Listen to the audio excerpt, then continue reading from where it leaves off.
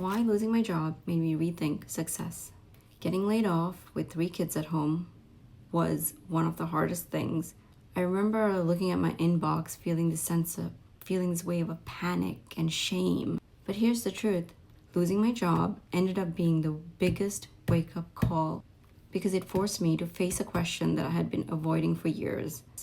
What does success really mean?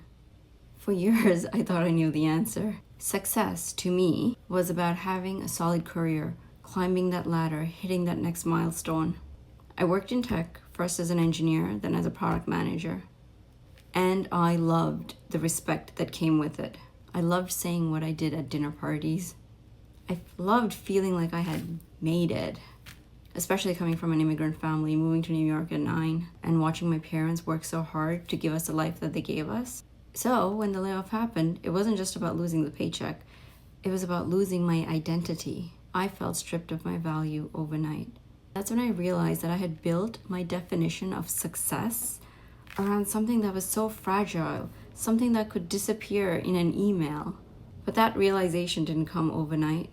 It was a gradual unraveling through meditation, sitting with myself, journaling, and allowing myself to feel so I can actually process it.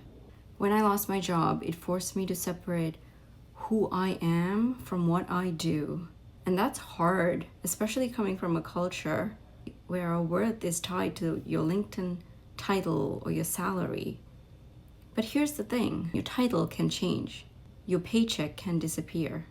Success has to be bigger than that. For me, I started asking, am I aligned with my values? Do I feel proud of the way I keep showing up for my family?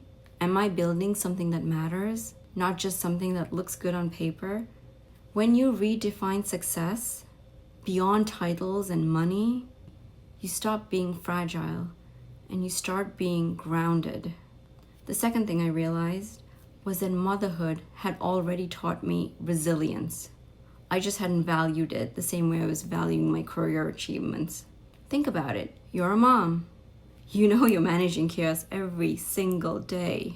You're adapting on the fly. You're problem solving day in and day out. Negotiating, leading, multitasking. Those are skills that corporate America praises. Yet we undervalue them in ourselves. When I looked at it differently, I saw that motherhood wasn't a distraction from ambition. It was a training for resilience, and that changed everything. Because resilience isn't just about pushing the hard work. It's about learning to stand up again when life knocks you down flat. And motherhood showed me that I already had that muscle. I just needed to apply it more to my family. The third is probably the most important lesson I learned. Sometimes you have to lose yourself in order to see what's truly possible.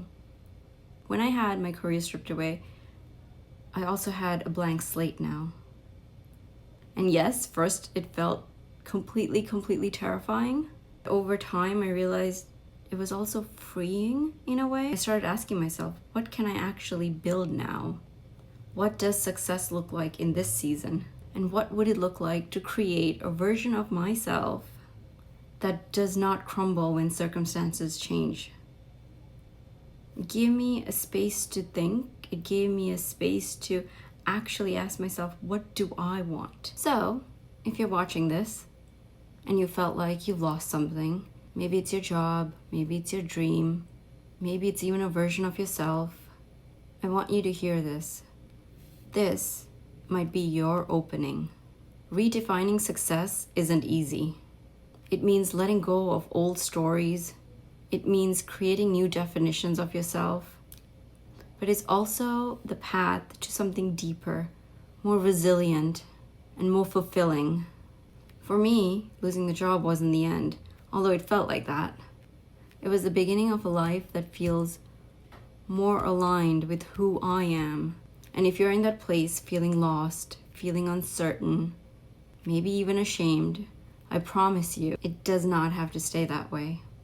Are there days where I still struggle? Absolutely. It's been a really long time and I struggle with it every day still. And even after all these years, when somebody asks me, what do? I subconsciously freeze for a minute before I say, I am a stay-at-home mom. And I think deep down, it's a feeling of shame. And I have a really hard time giving myself grace for the fact that I am not providing financially. And I think deep down, if I were to dissect that, it's tied to my childhood and it triggers something in me. But I'm not ready to face that yet.